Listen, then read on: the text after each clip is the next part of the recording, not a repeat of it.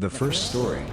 About 10 years ago, I had to take care of my cousin, who was in the final stage of hepatitis B. His room was on the 8th floor of Ray Hospital. Initially, there were about 7 to 8 people in the room, but gradually, the number dwindled to only 3, including my cousin. The team taking care of my cousin was large and strong, mostly young and healthy individuals, mainly soldiers, with only myself and 2 others who were not soldiers. We had to take turns squeezing a handball so that he could breathe, and this task was truly exhausting. Next to us, there was a wife who was taking care of her husband. She saw us squeezing the handball for my cousin and requested the doctor to insert a tube so that she could do the same for her husband. However, the doctor criticized her with a cold stare, saying, "Do you see a group of young people taking turns on the other side? Can you do it alone?" The wife fell silent, looking very heartbroken. One day, her husband passed away. Before his death, he turned yellow and frail, and after his passing, marks were visible on his body to the point that his wife couldn't pull up his pants. Others in the room also passed away one by one. Another person, the wife who was taking care of her husband, would often take him to the bathroom. That night, the wife was too tired and fell asleep, and no one saw her husband going to the restroom alone. It was already late, and no one was awake except for me. I was lying face down in the corridor when I heard a scream. At first, I didn't pay much attention and continued lying still.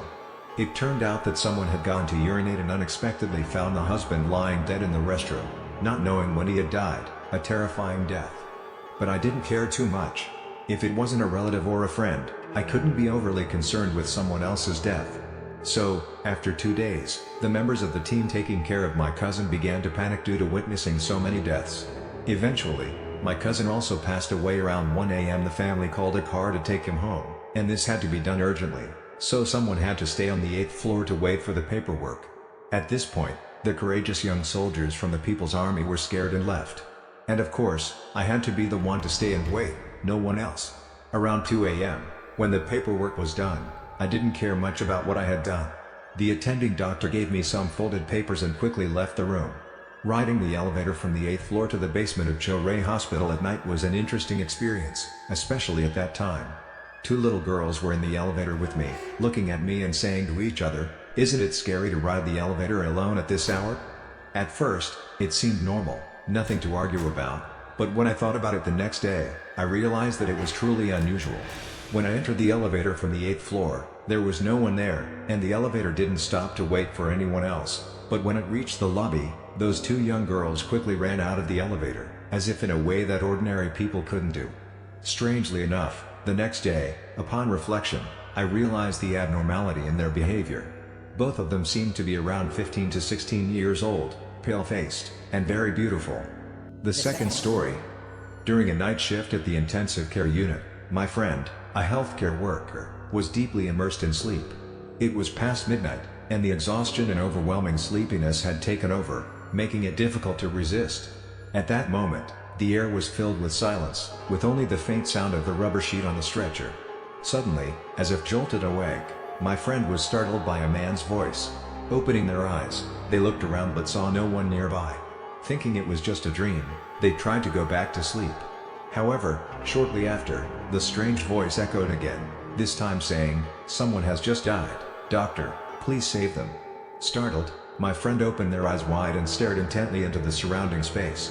But there was nothing there, just a closed white door in front of them. A chilling sensation spread through their body from within. Unable to remain silent any longer, my friend decided to step outside and check the situation. Entering the critical care unit area, my friend witnessed a shocking sight. On the monitor screen displaying heart rates, the electrocardiogram line remained flat, showing no signs of a heartbeat. It was an indication that the patient had passed away, a terrifying death. This story left my friend terrified. Their workplace, with limited beds, always received critically ill and severely distressed patients. The number of deaths in this place was significant each year, and on the same bed, multiple people had been previously lying and passed away. This strange story was recounted by a patient who had been treated in the intensive care unit while they were still conscious. The patient recounted that on late nights, they couldn't find sleep due to continuous disturbances. Every time they closed their eyes, a man named A would appear and complain that they had taken A's bed and demanded to be thrown out. These stories repeated over several nights. Initially, my friend didn't believe in all of this, considering it to be the delusions of a patient. However, upon hearing the patient recount the story in detail, especially the name of the person who had previously passed away, my friend couldn't help but believe in this eerie phenomenon. The patient had no connection whatsoever with the deceased person who had occupied the same bed. After hearing this terrifying story, my friend agreed to move the patient to another bed. Since then, the patient could sleep peacefully without anyone trying to claim their bed. This story evokes haunting memories and chilling suspense from the deceased patients in the intensive care unit, leaving remnants and innocent souls lingering on the cold hospital beds. The third story. Hello everyone, it's been a while since I last visited and shared a story with you all. This time, I am lying in the hospital due to a serious illness and have experienced some strange and creepy encounters. To help you understand better, let me tell you this story. That day, my wife and I went to the hospital for a health checkup. Due to some issues I was facing, the doctor decided to admit me to the hospital. I was assigned to a room in the treatment ward, which had a total of 5 beds. My bed was near the window, at the end of the room. First night, my wife and I shared the same bed, as there were no empty beds, so I let my wife sleep with me. While we were sleeping, I felt a strong jerk, as if someone was pulling me. I woke up and thought it was just a strange dream due to tiredness. I went back to sleep. After a while, I felt my wife being jerked violently. At first, I thought something was wrong, but I decided to ignore it and continue sleeping. However, it continued to jerk both of us. From then on, we slept peacefully until morning. Second night, by now, I had told my wife to go home and let me stay in the hospital alone, as my illness was not too serious and didn't require anyone to take care of me. That night, as I went to sleep, I had forgotten about the strange stories from the previous night, thinking that in the hospital, such weird phenomena were normal. I didn't pay much attention and laid my head on the pillow. In the middle of the night, the room became quiet, the lights in the room went out, and everyone around was fast asleep. I was sleeping soundly when suddenly I felt my chest stiffening, and my hands couldn't move no matter how hard I tried. I opened my eyes and looked towards the window, my whole body becoming numb. I knew that someone was pressing me down, so I struggled, kicked my feet, and after about a minute, my hands were able to move. And it disappeared, leaving me breathing heavily with anticipation. I placed my hand on my chest and touched the Buddhist pendant I was wearing, realizing that it had helped me avoid something terrible. I felt relieved and went back to sleep until morning. Third night, just like the previous nights, I got into bed at 10 p.m., as advised by the doctor. And that night, the strange thing happened again. Just like the second night, it continued to try to press me down.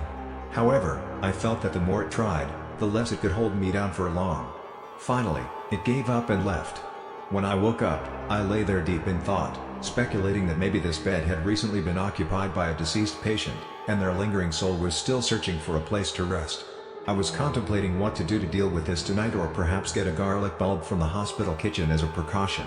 While lost in my thoughts, a nurse entered the room and informed me that I would be transferred to another room for easier monitoring by the doctor.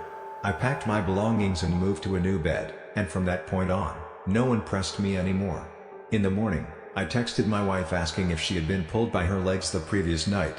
She replied, "Oh, you experienced that too? P.S. I'm still lying in the treatment ward. Have any of you ever stayed overnight in the hospital? Have you encountered similar incidents to what I have experienced?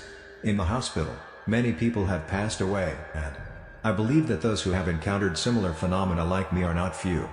Many people don't believe in the spiritual realm and think that what I'm telling is simply due to fatigue and illness.